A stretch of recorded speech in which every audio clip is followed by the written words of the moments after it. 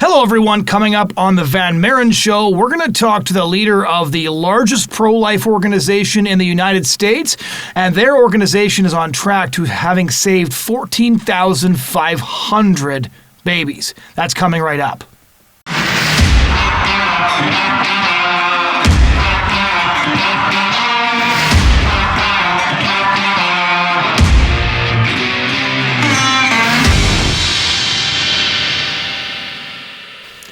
Ladies and gentlemen, welcome back to the Van Maren Show on LifeSiteNews.com. My name is Jonathon Van Maren, and today I'm going to be talking to Brian Fischer, the leader of Human Coalition.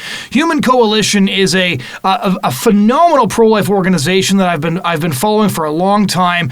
And Brian Fischer used to be a business leader. He's an author. He worked in talk radio, and then he decided to take the tactics, the strategies, the knowledge he had learned in the business world and join the pro-life movement and to use that knowledge to save babies. And as I mentioned earlier, they've now saved thousands upon thousands of babies and are on track to saving 4,000 this year alone. So without further introduction, this is my conversation with Brian Fischer of the Human Coalition.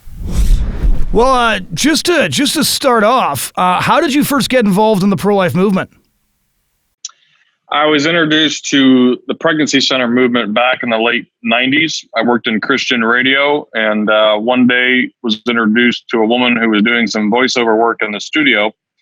And I asked, "Is this your full-time job?" And she said, "No, my full-time job is the executive director of a pregnancy center." And I said, "What's a pregnancy center?" And that was actually my introduction. I became involved as a donor and a volunteer, over 20 years ago now. And so that's actually how I first got involved.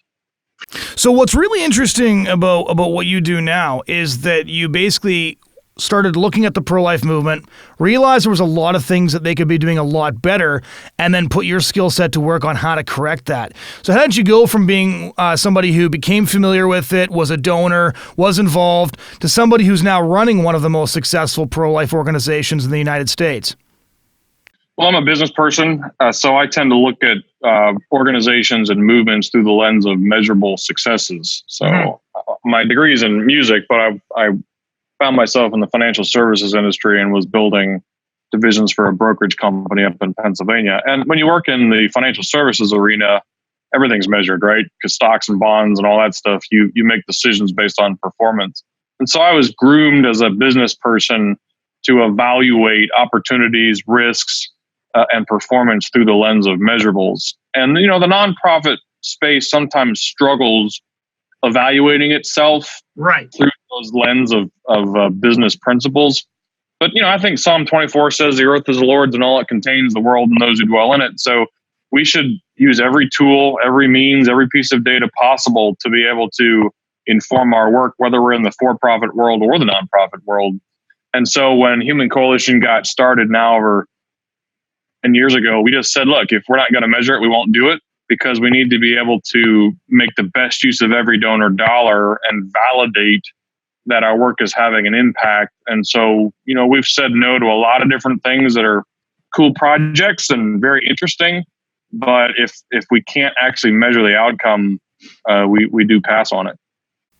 So when you were looking at the pro-life movement and then you were looking at what they were doing wrong, what were the things that you identified first and said, I don't like that, that can't be measured, and I want to create an organization that does it better? Because it's interesting, you said we have to track every donor dollar, and that's true. I would actually argue that in some ways, if you run a pro-life organization or are part of a pro-life organization, that we have more of a responsibility to deal very carefully with donor dollars than, say, just a business does, because we're taking money people have given us to use to save babies. If we aren't saving babies with it, we're betraying both the babies and the donors.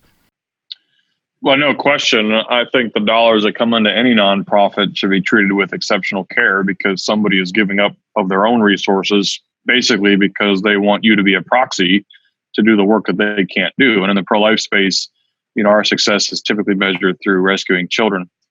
I think the pro-life movement has a number of amazing components and has done some fantastic work. I think it is a fractured movement more often than not, which is alarming. And oftentimes sort of things highly of itself, when I'm not sure we shouldn't think that yet, because we're still aborting 1 million babies a year, and Roe has been legal for 46 years. So we have a ways to go until we can really pat ourselves in the back.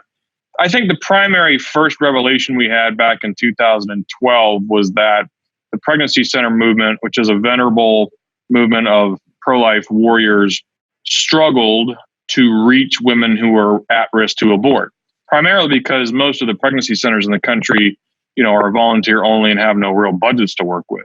A woman who is high at risk to abort doesn't know that a pregnancy center exists, and certainly isn't going to be inclined to visit one, even if she does, because they are not offering her what she thinks she wants, which is an abortion. So when we first stumbled on that fact back in 2011, 2012, we decided that we were going to use high technology marketing outreach to reach women who are high at risk to abort. And that was probably the first time where we realized there's a disconnect between what the pregnancy center movement is able to do on very limited resources, and a gap that we were able to fill by specifically reaching and talking to women who were that high at risk to abort category. And that's been the backbone of our work, for the last decade. So how did you get from recognizing that most abortion-minded women weren't ending up at a CPC to coming up with the solution to get abortion-minded women into crisis pregnancy centers?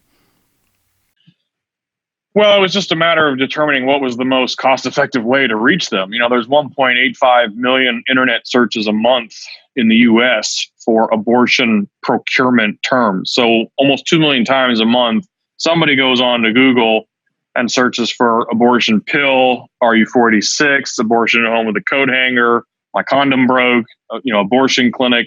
Those are all terms that suggest the searcher is looking for an abortion provider, or certainly information on how to get an abortion. And so, even in the late 2000s, most for-profit businesses were using internet ads to reach people.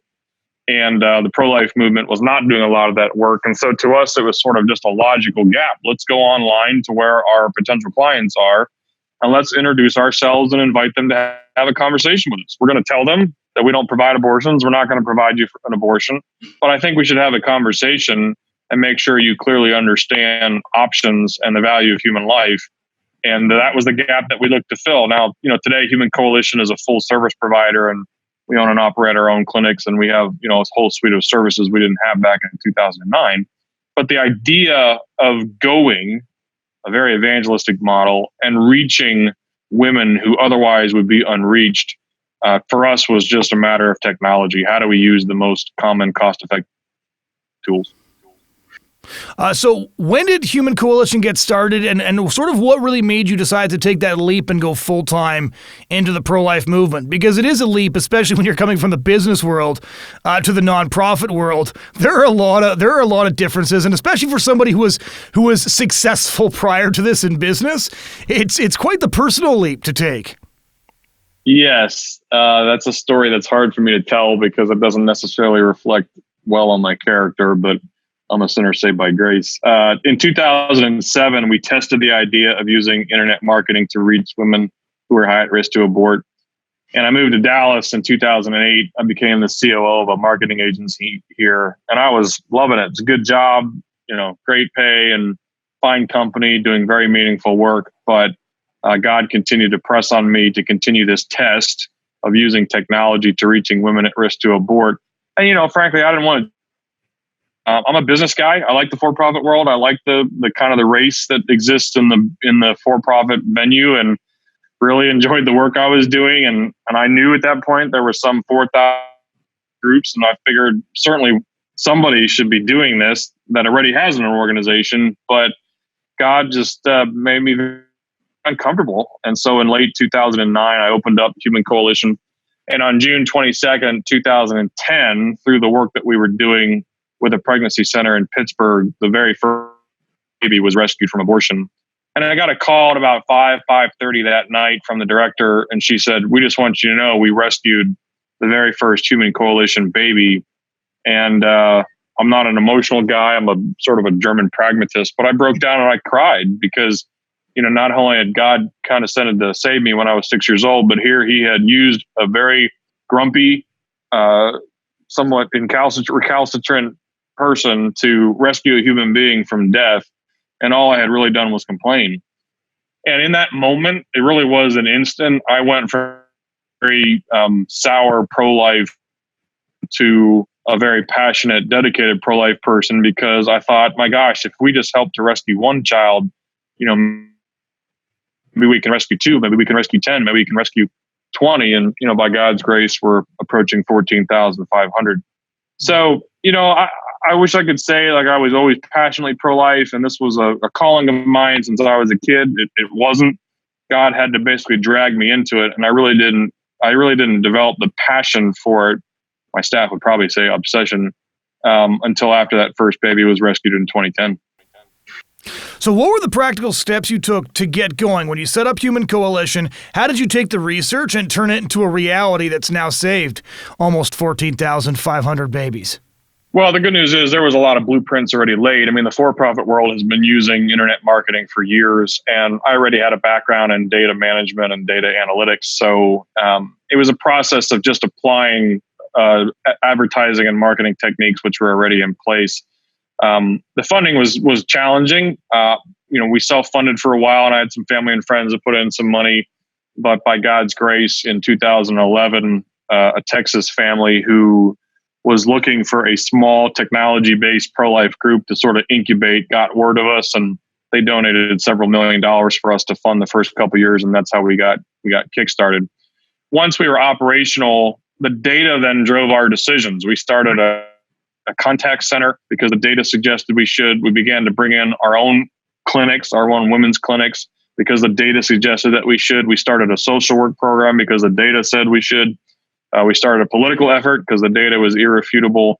And of course, now we've moved into clinics, virtual clinics, which the data again suggested was a logical decision. So every step has been made based on assessing our past performance and working really hard to determine how we can optimize that performance, quite frankly, so we can get to that next child as fast as possible. The whole organization is based on speed to next baby. How do we rush to save another child as fast as possible?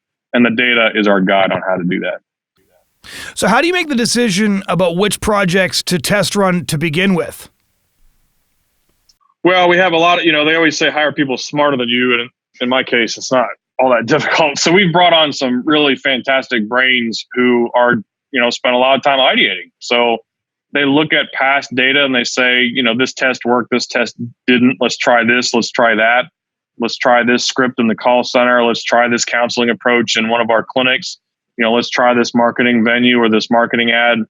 It's sort of based on Jim Collins' book, Good to Great, where he says you have to confront the brutal facts. You have to be willing to look at what works, but you also have to have the courage to look at what doesn't work and be okay with that and use that to kind of find the next solution that might work.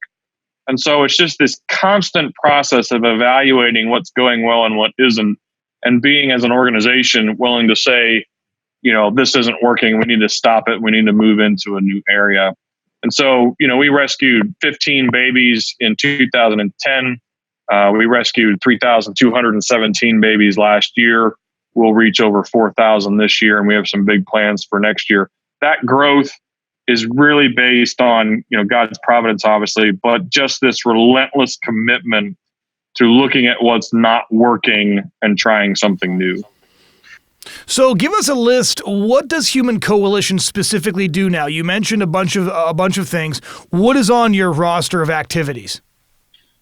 Well, it all started with the marketing outreach. So we continue to find new ways to reach women who are high at risk to abort. We own and operate a fantastic call center, contact center. They take calls and chats and texts and instant messages from women all day long, thousands and thousands a month now. And then they set appointments at either a pregnancy center that we work with in different parts of the country or at our own network of clinics that we own and operate. Then we have an extended social work program. We call it the Continuum of Care, which addresses the long-term needs of women in crisis. We certainly are committed first and foremost to saving a child, but we also want to help that mom move from dependence to independence. Mm-hmm. And so we have the Continuum of Care program. And then this year, we started a brand new political effort. So we are now engaged in the political realm on policy, on legislation, and on candidates. And then this year, we are accelerating what is a virtual clinic, which is basically a medical clinic, but all done through technology. And that operates out of our place here in Dallas. So there's 5 or 6 major divisions or components to what we do. But at the end of the day, it's a national rescue system, right? It's a rescue system designed to find women and children who are at risk, bring them into a loving system of care that is makes good decisions based on data, and continues to provide gospel-centered outreach and assistance to women so that they choose life, but also so that their lives are made more abundant. So what kind of policies, politically speaking, does Human Coalition focus on promoting? We have a new organization called Human Coalition Action. It's a 501c4, which is a political organization, and we are really about 6 months into it. We started it for a couple different reasons. Human Coalition has fantastic donors all over the country that fund our work, but we also specifically went after government dollars. And I know that some of your listeners like that, some of them don't, but just to be very transparent, I'm trying to clone Planned Parenthood's funding model and take as much of their money away as possible. Right. So I'd rather we save the babies than, use our tax dollars to kill babies. So we started securing government grants back in 2016, 2017, but we realized that it wasn't enough just to go ask states for money. We also had to be involved in helping craft good legislation per state. So we are primarily focused in North Carolina and Texas on the political effort at the moment because we're super small. And most of the legislative work is here in Texas. And a lot of that has to do with not only your very good and standard, heartbeat bills and that type of work, but also bills that are pro-life that still support good environments for women at risk. So we might look at poverty bills. We might look at, homelessness bills, drivers of abortion that we can at least opine on and help make a difference on. Most of the legislative work is directly related to how to stop abortions in a state, either through legislative means or through practical means. But we also will touch on, or at least provide counsel on bills that are sort of complementary to our core focus. So kind of give our listeners and our viewers sort of a breakdown of how Human Coalition functions in terms of the internet-driven marketing, connecting with abortion-minded women and trying to make sure that they end up talking to you or at one of your clinics rather than ending up at Planned Parenthood. So how does this go sort of step by step? What kind of ads are you running? How are they seeing you? How are they finding you? And how are they going from Googling, nearest abortion clinic or whatever search term it is to speaking with one of your people and ending up keeping their baby?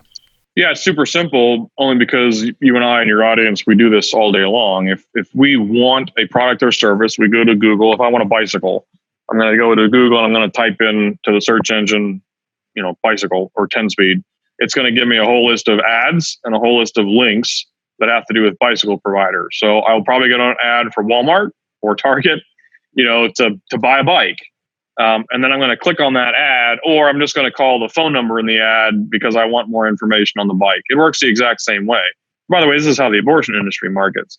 So if a woman in Dallas is searching for an abortion provider, we want to be the first link that she sees, which means we need to be very wise and aggressive about how we market to her through ads and links online. So she might go online, types in abortion clinic Dallas. If we've done our work properly, the first ad that she'll see or the first link she'll see will belong to us, and she'll click on the phone number and she'll be immediately connected to our contact center, and we'll continue to build the relationship from there. It's honestly the exact same sort of cycle that you and I go through all the time when we're searching for a product online. Do you know which percentage of women who actually end up talking to one of your people instead of a clinic end up changing their mind and keeping their baby? It differs by market and it differs by location. So, for example, we work in downtown Atlanta, which is a very abortion-dense arena. And those are very challenging clients. They are typically poverty-stricken. There's a lot of tension in that area. There's a lot of abuse in that area. And they are under substantial coercion to abort.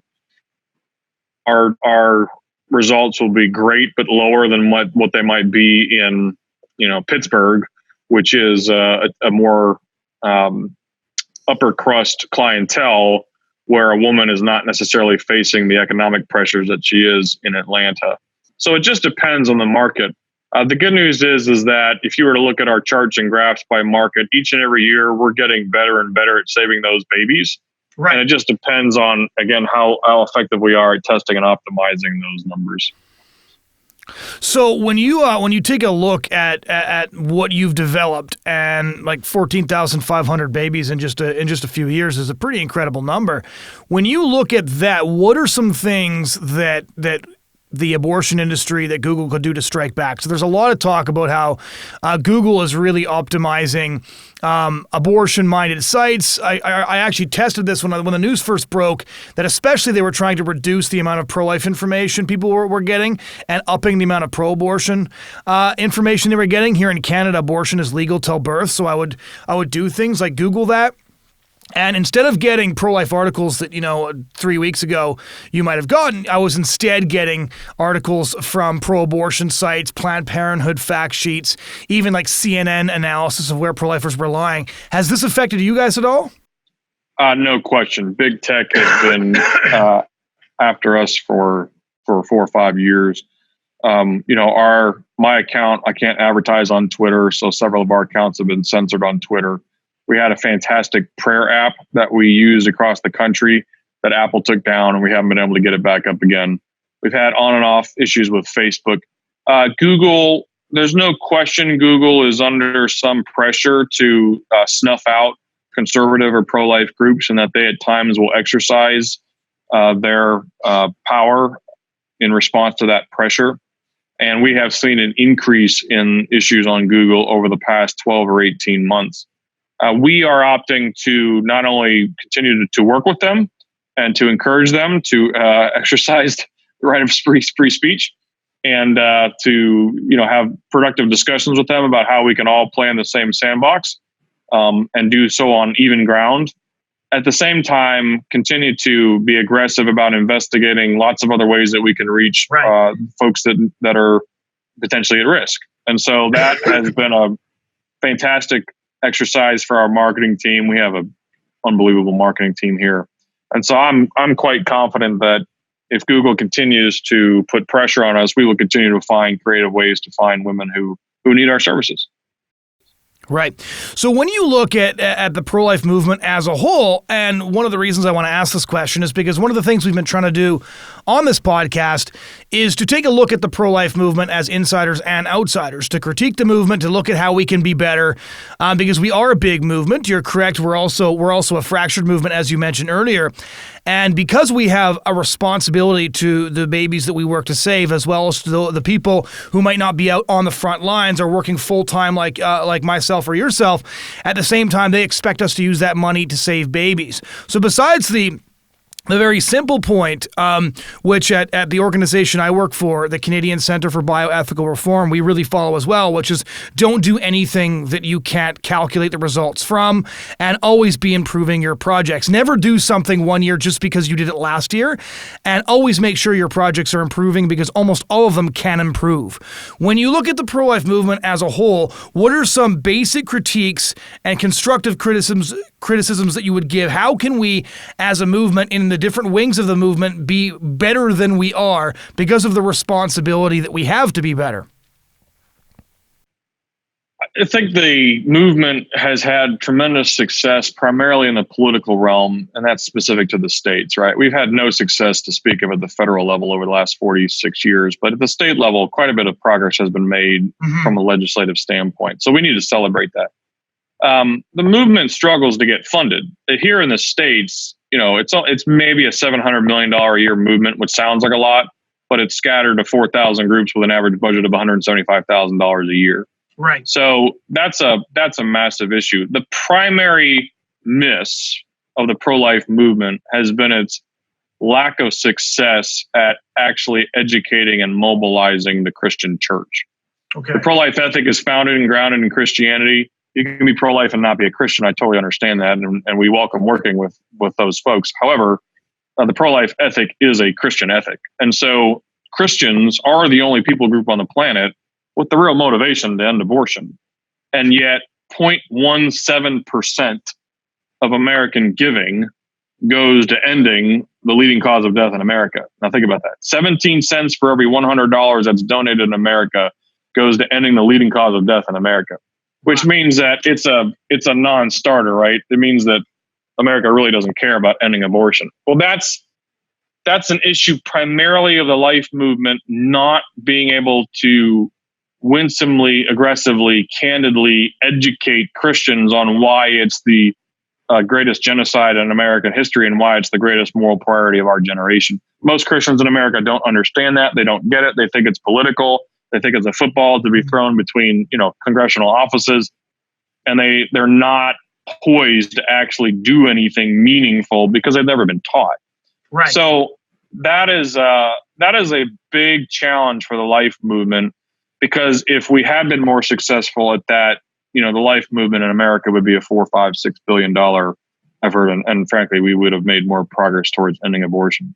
You have the Catholic Protestant divide, which kind of pops up every now and then. I think both sides have done a good job to try to mitigate that. But, where I think we really struggle is we tend to argue about stuff that isn't material and we make it a big deal. Mm-hmm. We kind of argue around the edges of things.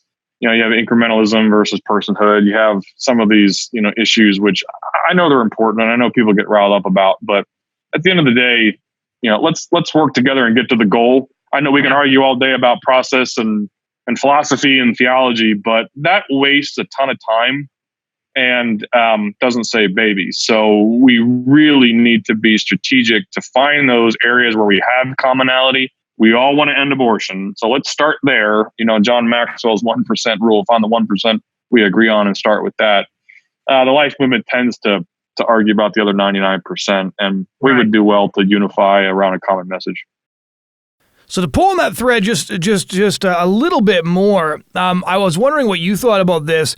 Do you think, A, that one of the reasons that there is so much arguing about the 99% is because there's competition for donor dollars, of which there is a limited amount, and that second of all, that one of the reasons the life movement has had a difficult time getting donor dollars is because there are, if we're really blunt, a lot of organizations who promise a lot and then don't deliver a lot, by which I mean, like, we're going to end abortion, we're going to do this, we're going to do that, we're going to do this, but people aren't blind, and they can also see that there are a number of things completely outside of our control that will contribute to that.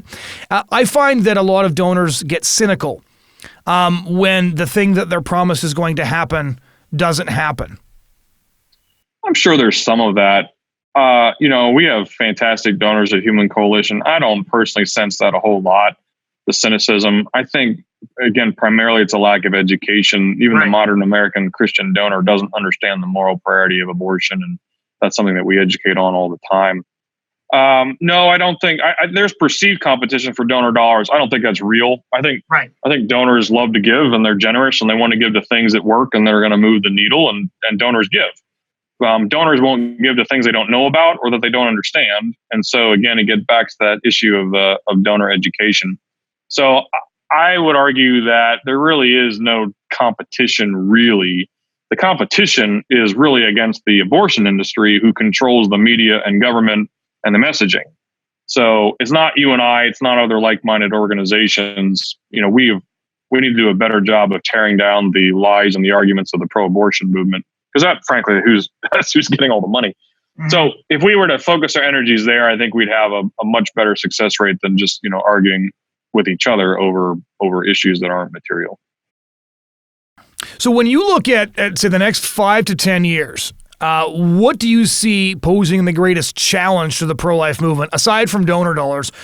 We talked about Google and increasing attempts by social media companies to choke off our ability to access people. What do you think some of the primary challenges to the pro-life movement are going to be? I mean, the major answer is always the same, which is the silence of the church. If we had an active local church, we would have ended abortion by now. It's actually not that difficult to end abortion. It just takes some courage that as yet we haven't seen exemplified as much as we need to. So that silence of the church has been the greatest enemy to our effort, and it continues to be the greatest enemy. I would probably put big tech as second, because they have such a loud megaphone and they're controlling the conversation right now. That's a a very legitimate issue. And at least here in the States, we have political issues that we got to deal with. What you've seen here in the U.S. is when Trump was elected in 2016, is the abortion industry basically threw the gloves off and became very aggressive and far more open about their messaging and their intent than they have been for the last 50 years. Well, they only did that because they think it's a winning strategy, which means they think they have enough of the population that agrees with them to mobilize. And, the pro-life movement and the church have been caught on their heels by the aggression. You saw it in Virginia, you saw it in New York, you've seen it in other states across the country. You've certainly seen it from the abortion industry itself. And until we kind of deal with the fact that abortion isn't evil, it is evil. We are dealing with evil, and evil does not play games. Evil does not negotiate. Evil is evil. Until we kind of come to grips with that and deal with it on its face, we'll continue to play from behind. At the same time, love and life win. We have the truth on our side. We have all the tools, not only of the gospel, but of just morality and ethics and philosophy. All of the truthfulness found in nature and in education are on our side. There's no reason why we shouldn't be winning faster. I tend to think we are winning. It's just a slower win than perhaps we would like. So if we figure out how to mobilize the Christian church, if we figure out new innovative ways to circumvent big tech, I think we have a great shot at getting this thing done in one generation and leaving a much better situation for our kids and grandkids. When you give me the number 14,500, which I haven't checked Twitter in a little bit, but I keep the updates of Human Coalition going through. And one of the reasons I followed it is just because it's like, Twitter is just a sort of a poisonous hellhole. And then you're scrolling through, and then every once in a while Human Coalition pops up and it's like, we saved another baby. I'm like, oh, so that happened today. That's I guess today is not totally terrible. There's got to be some really cool stories behind that number 14,500. Are there any stories that jump to mind that you'd want to share? Oh gosh, I mean, the joy of my job is the stories, because I sit underneath a television that live streams every time a baby's saved. So people ask me if I get bummed out coming to work because it's such a vicious space to be in. But the reality is no, because every day I leave and there's 20, 30, 40 more numbers on the board. One of my favorite stories is actually the young woman now whose fingerprint is our logo. One of the very first babies rescued was in Pennsylvania. It was a mom who was a single woman who got pregnant and is an aggressive, successful businesswoman, but didn't think she had time for a child. And we were able to connect with her, and she came into the pregnancy center. And after a number of appointments, sometimes this takes 5, 6, 10, 12, 20 conversations. She decided to choose life for her daughter, Addison. And that wonderful girl was born. And a few years ago, the Pittsburgh staff up there surprised me and allowed me to be introduced to Addison and her mom. And at the time, Addison was 5. I think she just turned 9. But, here I was in an office looking at this beautiful little 5-year-old girl who liked soccer and dancing and was very talkative, highly energetic. You could tell it was a handful for her mom, but at the same time, her mom was rejoicing in the fact that Addison even existed and was just overjoyed to even be there. And we asked her if we could use her thumbprint as the logo for Human Coalition. And so every time I look at a business card or a sign around the office, I'm reminded of a courageous mom who made an amazing decision despite a lot of hardship. And the fact that I was able to personally be introduced to Addison, who now is in 4th, 5th grade and growing into a fine young lady, and who knows what God's going to do through her life. Yeah, I was going to ask you what keeps you going, but I think you've just answered that question. Well, I'm highly competitive. If you looked at my personality profiles, and I've done 100 of those things, they all basically say the same. I'm a high driver, high D, and highly competitive. And so I want to win. God called me to help end it, not just to save babies, but every baby is a testimony to the grace of God being applied into a family's life and the power of community and unity. And so I look forward to the day when you and I can sit back and say, by God's grace, we ended abortion in the West, along with all of our brothers and sisters in the movement, and figure out what the Lord has for us next. And that's why I'm here. I have every intention of watching that happen before I pass on, if the Lord so wills. And I hope we have hundreds of thousands of other people in the West who feel the same way. When people look at the culture, which in some cases feels like it's spiraling out of control, a lot of people have a far more pessimistic view than you do. So I guess how would if somebody said to you, "There's no way we can end abortion. There's no way that this thing is going to end within our lifetime. There's definitely no way we can get it done within a generation." What would your response to that person be? Well, two things. I mean, as Christians, we should always be joyful and optimistic. There's no reason why we need to look at the world around us and, say, it's going to hell in a handbasket. We certainly see sin, and we certainly see things that not going the direction we'd want to in the West. Although I would argue in other parts of the world, it's ascending. I'm not debating that we're not experiencing moral decline in the West. We most certainly are. At the same time, we already have several, but one in particular, historical example of how, with just a few godly, courageous people, you can turn an entire civilization on its head. And the example I'm thinking of is William Wilberforce and the ending of slavery in the West. So when William Wilberforce came on the scene in Britain, slavery was a 5,000-year fully entrenched institution. And in one 40-year period, one guy and his band of brothers and sisters who worked tirelessly not only made slavery unthinkable, but they made it illegal. And so abortion has never been settled. It hasn't been around legally for 5,000 years. We're not facing the same sort of entropy that Wilberforce was, and yet he was able to get something done in one lifetime that I think is more extraordinary socially and morally socially speaking, than ending abortion. So why shouldn't we take his approach? He had a youthful optimism until the day he died. He understood that God was in control, but he also understood that we have an obligation to be representatives of the kingdom on earth. And he was relentless, and he got it done. So I look at Wilberforce and I say, gosh, if one man can lead the charge to end slavery in the West, why can't thousands of people in the West lead the charge and get abortion ended? And I have every reason to believe that we're going to do it. Final two-part question. What's next for Human Coalition? And then where can our listeners and our viewers find your work? Well, the second one's easier. They can find us at humancoalition.org. If you're interested in the national rescue system for babies, that's humancoalition.org. If you're politically minded, you can go to hucoaction.org, hucoaction.org. We are next year going to be turning our attention to a couple more areas that we haven't done a lot in, and that is media and education. Those are areas that we just not had the time to work on. We've primarily been working on rescuing babies and now getting involved politically, but the time has come for us to begin to be more aggressive on social media, digital media, probably some terrestrial pieces. And so my role is changing somewhat. I'll be a little bit more upfront than I've been in the past 10 years. And along with several other folks, we feel it's a good time for Human Coalition as the largest pro-life organization in America to step out and begin to deliver that message of hope, optimism, courage, education, and to begin to join with some other fantastic groups to mobilize Christians and other like-minded people across the country. So 2020 will probably be the year where Human Coalition sort of has its coming out party.